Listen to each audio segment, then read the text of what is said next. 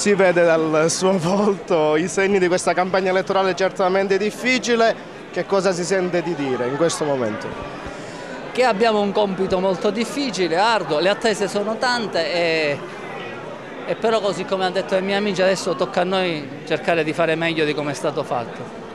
La rabbia è tanta nella gente per un certo spettacolo che la politica ha dato.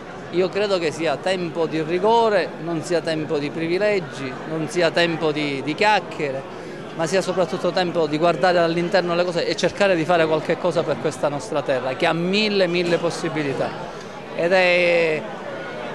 Qualcuno mi dice tremano le vene ai polsi, è vero, tremano le vene ai polsi, però la prospettiva deve essere quella di cercare di lasciare un segno a questa nostra terra, indipendentemente dalle coloriture politiche, cioè fare qualcosa per questa nostra provincia di Agrigento che ne ha veramente bisogno. Il primo impegno quale sarà?